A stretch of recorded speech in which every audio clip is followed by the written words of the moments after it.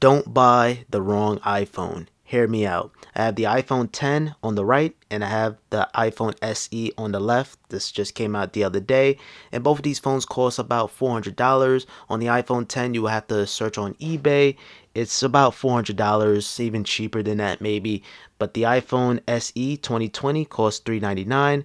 I'm just going to be discussing the pros and cons between these two phones and which one should you buy and which one is going to give you more bang for your buck. Let's get started. Now, the iPhone SE 2020 has a 4.7-inch Retina LCD display. It has a resolution of 750 by 1334. That's basically a little higher than 720p. And taking a look at the display even closer, I gotta say Apple makes one of the best LCDs in the market. It's very, very color accurate. This has 625 nits of brightness, so it's not really all that bright. In direct sunlight, this is not going to really be all that great. Can't even see any pixels, that's why they call it Retina. Now, as for the iPhone 10, it has a 5.8-inch Super Retina OLED display. So I don't know about you guys, but Super is definitely better than just no Super. So this has a Retina LCD display, and this has a Super Retina OLED display. The iPhone 10 screen resolution is 1125 by 2436.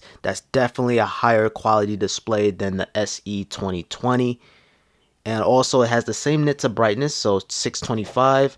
And just holding up the phone up close and personal, this is just a higher quality display. You're going to get richer blacks, vibrant colors. I'm going to actually play a video on both the devices so you guys can see. But yeah, this is just a higher quality display in general. Same nits of brightness, 625, but this does have Dolby Vision, HDR10, a wide color gamut, and this phone definitely did age well. It's a better video.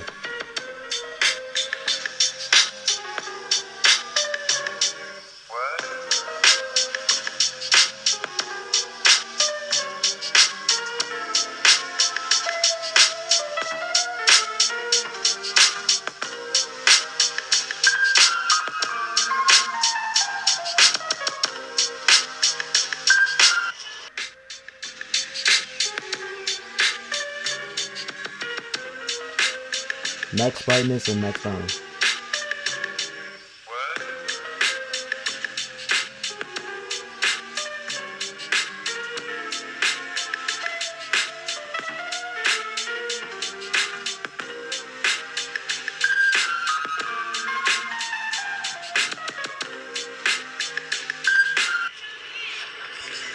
And I don't know about you guys, I just feel like this display is just a little bit brighter still, even though it has the same nits.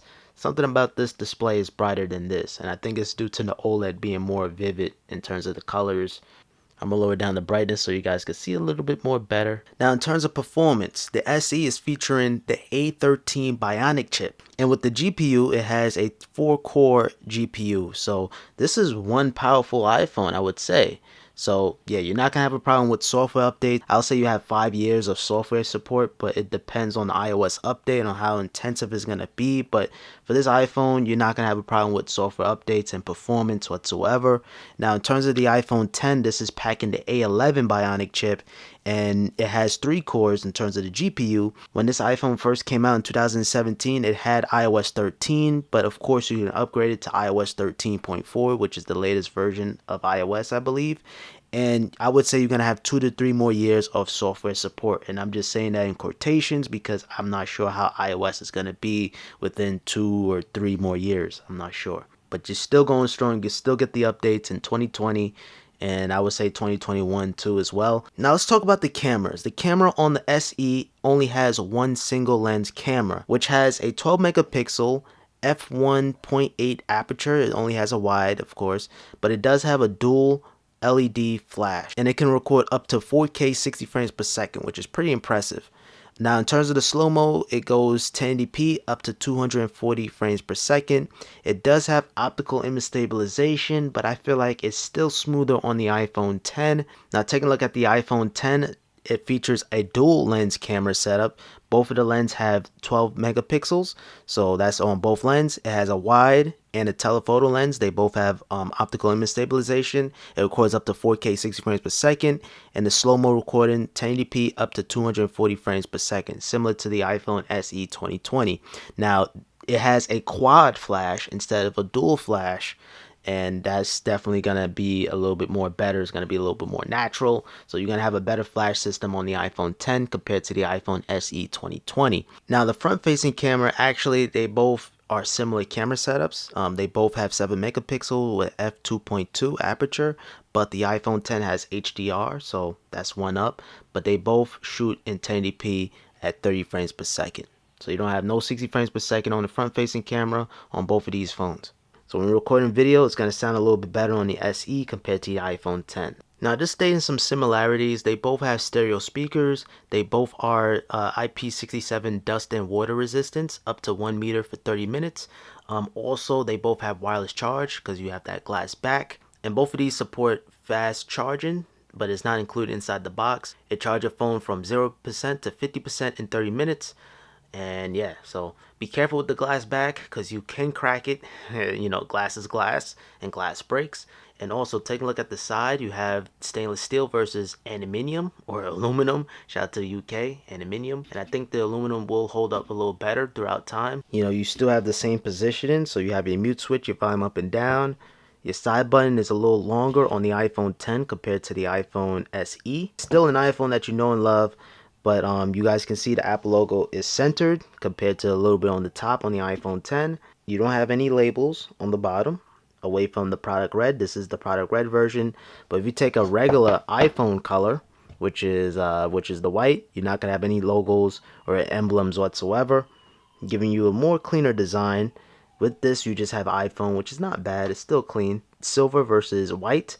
White is gonna give you a more cleaner look, and silver is a more cloudy white. But with the iPhone 10, you are gonna get memojis and animojis. So let me pull that up. So you can create your own memoji, and you can use the animals and just send it to your friends. So if you're in high school, you know you want to send some memojis and animojis, you need to get an iPhone 10. And also that leads me, it brings Face ID, which is very, very fast. Some people prefer Touch ID, but Face ID is kind of effortless. You just look at your phone and it unlocks, and you just swipe up and it unlocks your phone. So very, very an efficient way, a natural way to unlock your iPhone. And of course, you have that edge-to-edge AMOLED or OLED display, and yeah, it looks gorgeous. Now you do have that notch, and the notch is pretty big nowadays, but hey, the notch is a status symbol now. And also that leaves me, it brings a more modern design. So if you take the iPhone 11 Pro Max, which is right here, pretty much look identical. Now my iPhone 10, I normally just rock out with all black wallpaper, so you hide the notch. But as you guys can see here, pretty much the same size notch as the iPhone 10. So you're getting that more modern design iPhone. Very, very similar to the latest and greatest iPhones now. And also you have a larger battery. This has a 2,716 milliamp battery compared to the SE, which only has 1,821 milliamps. So the battery life here is kind of, you know what I mean? It's not really all that. And I must say, the fingerprint scanner is no slouch here on the SE. As soon as you put your finger on the sensor, it unlocks. And yeah. But for me, Face ID is a little bit more natural. Another thing too, with the iPhone 10, it brings tap to wake, so you could tap anywhere on the screen to wake up your iPhone. So I just tap anywhere and it wakes up the iPhone.